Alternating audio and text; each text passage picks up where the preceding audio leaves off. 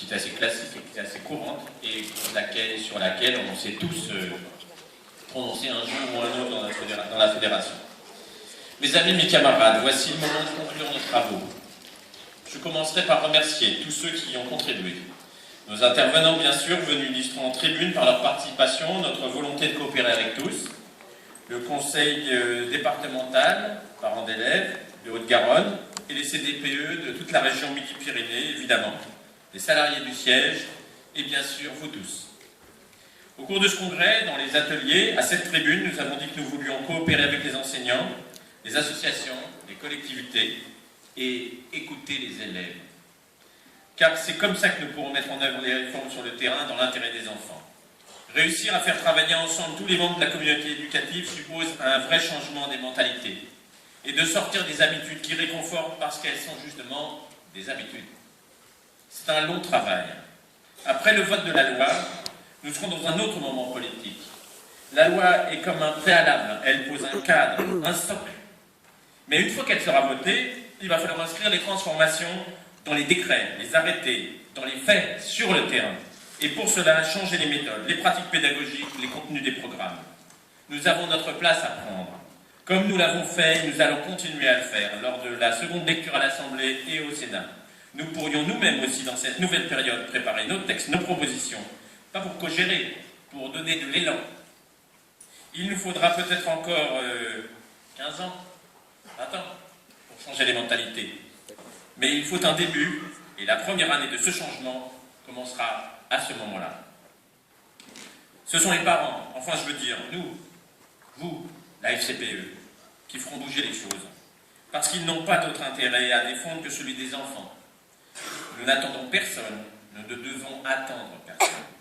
Il nous faudra ouvrir nous-mêmes de nombreux chantiers, tous les chantiers d'ailleurs, et tous en même temps. Sinon rien ne bougera. Il faudra être partout, présent, dans les structures départementales, locales, régionales, Césaire y compris.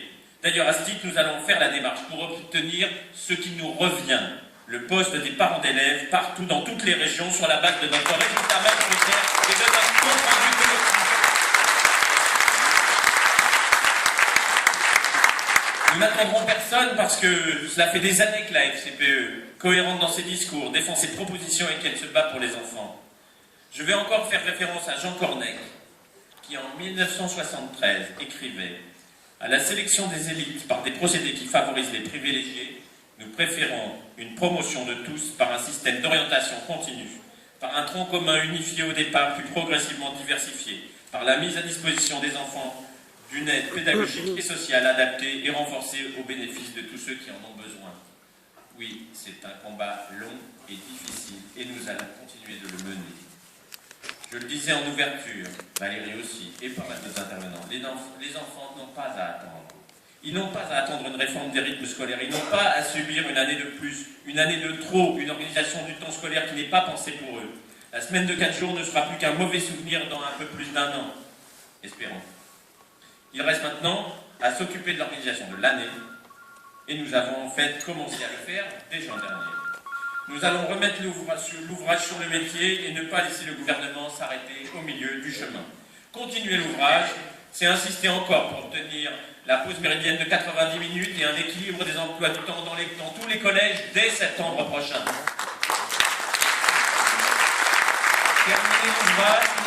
Terminer l'ouvrage, c'est faire respecter l'alternance. 2 semaines de vacances, 7 semaines de cours, pas plus. Raccourcir les vacances d'été dès le calendrier 2014-2015. C'est aussi s'occuper du temps scolaire dans les lycées. Et là aussi, nous avons ouvert le chantier avec l'UNL. Et je remercie Yvan qui est revenu après les réunions qu'il a à Paris. Cet enjeu est la porte d'entrée pour une véritable réforme du lycée et du baccalauréat d'ailleurs. De la question du temps découle celle des contenus. Car il faut aussi revoir les programmes du lycée, trop lourds, trop encyclopédiques, imbuvables, impossibles à ingurgiter et à suivre, et puis à finir, puisqu'on ne finit jamais les programmes. Et cette réforme du lycée, il faut la faire pour toutes les voies, toutes les filières, dans un même mouvement, pour aller vers un lycée polyvalent où tous les jeunes seront scolarisés ensemble, sans hiérarchie entre les voies, désormais d'une égale dignité. Au-delà de la réforme des contenus, nous voulons aussi un lycée plus ouvert à son environnement, plus ouvert aux élèves eux-mêmes, où ils puissent travailler en dehors de leurs cours, et où ils puissent s'exprimer, où ils puissent vivre. Faut-il le redire encore une fois? Je le crois. L'école aujourd'hui ne respecte pas la parole des jeunes. Elle l'empêche, elle la minore, elle la fuit, elle va même parfois jusqu'à la museler par la sanction. Et justement, en parlant des sanctions, Benjamin Moignard a montré, dans une étude, dans 15 établissements de l'Académie de Créteil, sur une année, seuls 4% des élèves n'avaient jamais été punis. 4%. 4%. Allô quoi? 4%?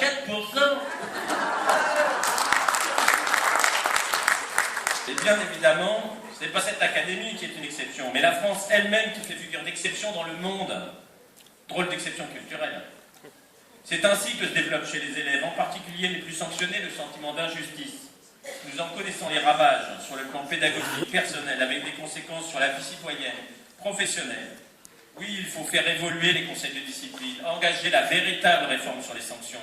Nous devons faire entrer dans les établissements scolaires une justice axée sur les faits et pas sur les personnes, comme l'a très bien dit Roger Delaine hier à cette tribune. Et ce n'est pas être laxiste que vouloir une école des sanctions et des sanctions plus justes pour les enfants. Ce n'est pas être démissionnaire que préférer la pédagogie à l'arbitraire de la punition. Car oui, nous sommes responsables. C'est d'ailleurs bien cela, être parent d'élèves. Nous sommes une association de parents d'élèves, pas une association familiale. Ce qui ne veut pas dire que nous ne nous préoccupons pas de ce qui se passe en dehors de l'école, vous le savez bien, nous le savons tous bien. Parce que l'école est traversée par ce qui se passe à sa porte, dans la société. Elle n'est pas un sanctuaire, elle n'est pas en dehors de la société. Mais notre spécificité, à nous, c'est d'être des parents, avec ce que cela impose comme responsabilité. Là-dessus, nous tiendrons donc, parce que c'est très profondément le parent d'élève, le responsable des enfants et des jeunes dans ce pays, qui s'insurge violemment contre la pire des injustices, celle qui consiste à priver le jeune de son droit à l'éducation, de son droit à progresser, de son droit au meilleur niveau de qualification possible. À ces parents que, selon la conjoncture, on dorlote, on méprise, on embobine ou on caresse dans le sens du poil. La substitution du terme famille à celui de parent d'élève que l'on observe souvent n'est pas dénuée de sens. Il nous faut être vigilants pour occuper notre place, peut-être rien que notre place, mais toute notre place. Et notre place, c'est aussi, n'en déplaise toujours à certains, de parler de pédagogie. Oui, les parents s'intéressent à la pédagogie. Ils s'y intéressent même depuis toujours.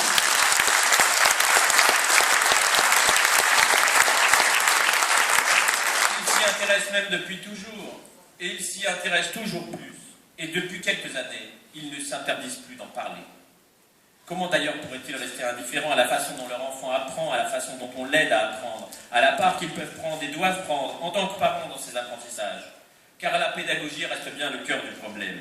Il n'y aura pas d'amélioration durable si l'on n'est pas persuadé que tout jeune est éducable, que chacun d'entre eux a droit à beaucoup plus et réclame beaucoup plus qu'une simple trousse de secours rudimentaire appelée les fondamentaux. Il n'y aura pas de transformation profonde de notre système éducatif si l'on ne se décide pas à attaquer une rénovation radicale de la mission des enseignants, qui doivent passer du temps à vérifier auprès de chacun des élèves que les connaissances qu'ils transmettent sont acquises et mettre en place pour cela les dispositifs d'accompagnement nécessaires pour apporter des réponses appropriées aux difficultés. De nombreux enseignants y sont prêts. Il faut se servir de ce levier pour faire bouger une machine qui s'ankylose et qui finalement se satisfait d'une politique qui exclut sans ménagement ceux qui n'ont pas été fabriqués dans le moule. Il faut lier plus encore la place, le lien entre les écoles et les collèges, assurer la mixité dans les secteurs et les affectations pour une école fondamentale qui assure une obligation de résultat et permette les parcours suivants, diversifiés mais non ségrégatifs. En matière de pédagogie, nous promouvons souvent l'innovation. Nous ne sommes pas les seuls à en croire cette citation. Je cite, « Les méthodes nouvelles qui ont pris tant de développement tendent à se répandre et à triompher. Ces méthodes consistent non plus à dicter comme un arrêt la règle à l'enfant, mais à lui la faire trouver. Elles se proposent avant tout d'exciter et d'éveiller la spontanéité de l'enfant pour en surveiller et diriger le développement normal au lieu de l'emprisonner dans des règles toutes faites auxquelles il ne comprend rien. » Cette citation, c'est Jules Ferry qui le disait en 1880. Certains cherchent à discréditer les pédagogues, car ils militent pour un modèle d'école pour tous, d'école démocratique, modèle totalement opposé, à l'opposé de celui que nous prône aujourd'hui une minorité puissante, celui de l'élitisme républicain dont je parlais samedi. L'élitisme républicain, c'est l'élitisme contre la République. Réservant la voie générale, seule voie d'excellence à une jeunesse élue, tout en gardant des strapontins à quelques boursiers méritants en guise d'alibi démocratique. En matière de pédagogie, il faut refonder sur 3 piliers. Mettre l'enfant au cœur de l'activité pédagogique, valoriser sa réussite et ne pas le punir pour son échec, former les enseignants à leur métier et pas seulement leur inculquer des savoirs qu'ils auront ensuite du mal à faire comprendre, passer, apprendre. Notre place est aussi de contribuer à la formation des citoyens de demain. Il est des combats sur lesquels on s'endort parfois, ou tout du moins on baisse un peu la garde, persuadé que les retours en arrière ne sont plus possibles. Et entre nous, on peut le dire, ce risque de s'endormir est d'autant plus fort avec l'arrivée de la gauche au pouvoir. Et on n'a pas le droit de s'endormir, parce qu'un jour, le réveil peut être brutal. Parce que nous n'avons pas suffisamment mené la bataille idéologique.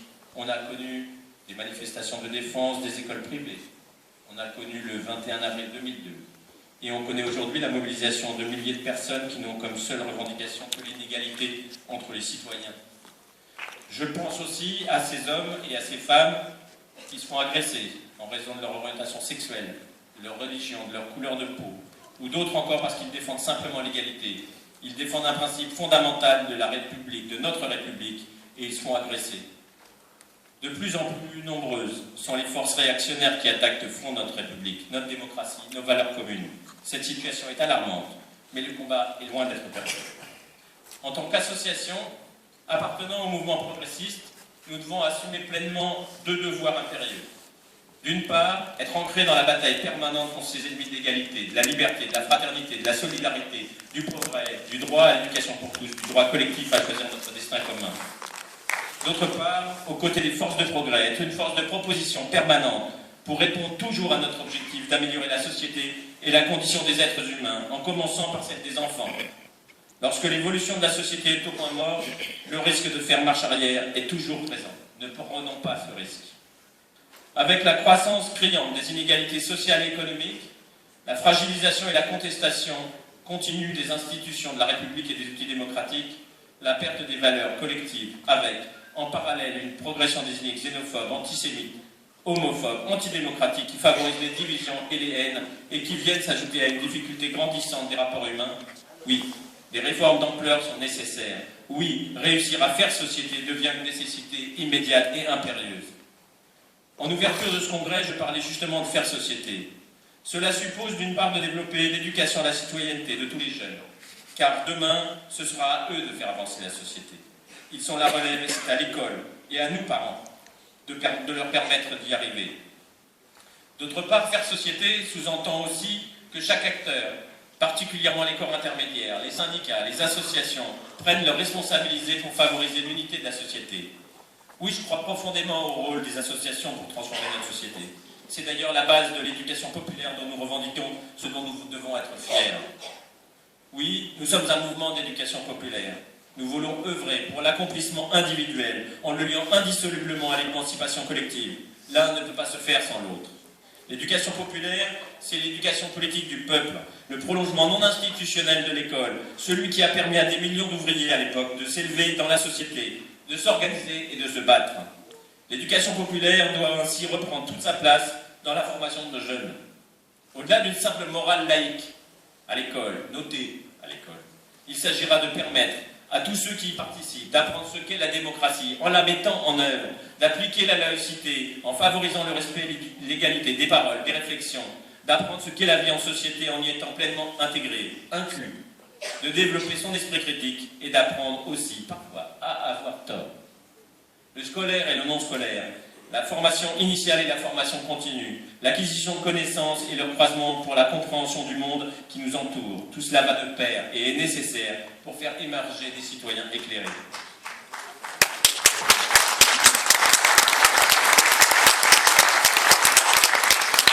Tous les savoirs se valent. Il n'y a pas de culture supérieure. L'éducation populaire, c'est aussi reconnaître à égale dignité toutes les cultures qui nourrissent chaque jour nos réflexions. La laïcité, c'est assurer le respect et l'égalité des paroles, l'écoute des uns et des autres, mais il faut aller encore plus loin, et acceptons que nous n'avons pas la culture universelle, les réponses à tout, et que nous pouvons aussi prendre un peu de ce qui se passe ailleurs. L'éducation représente tout notre engagement, démocratie, laïcité, liberté, égalité, internationalisme.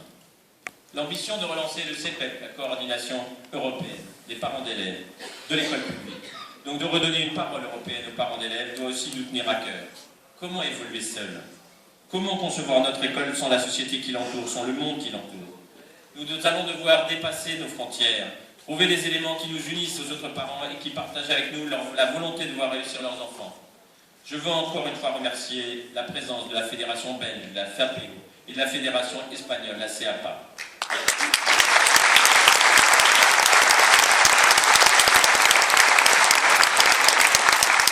Je pense qu'il est temps à les aider à intervenir sur la réforme nécessaire chez eux aussi, des temps scolaires.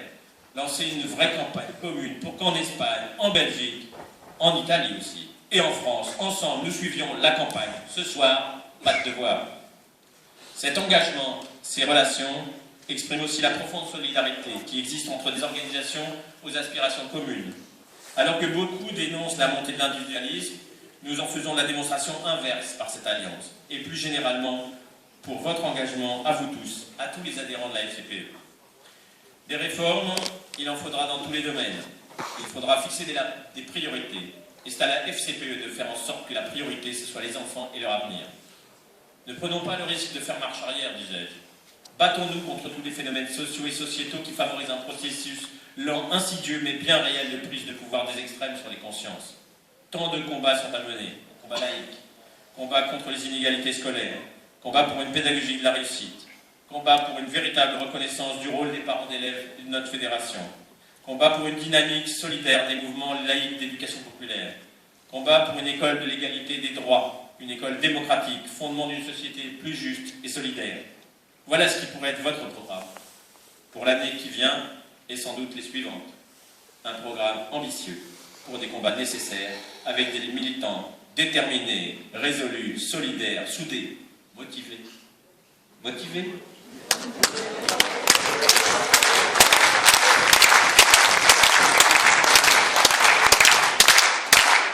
Dans une fédération qui est à la fois leur maison commune, leur creuset, le creuset de leur engagement associatif pour l'école publique, l'outil qu'ils ont façonné eux-mêmes pour qu'il soit mis au service de l'avenir de la jeunesse.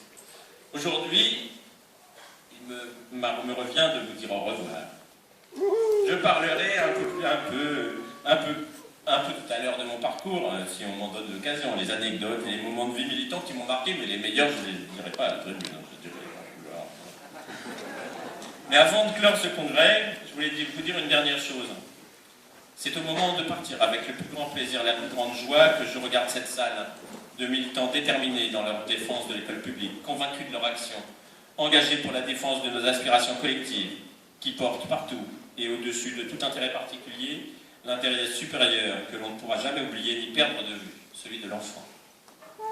Alors, continuez les combats, n'abandonnez jamais, les enfants attendent des changements et c'est grâce à vous qu'ils viendront. Aujourd'hui en congrès, demain on continue.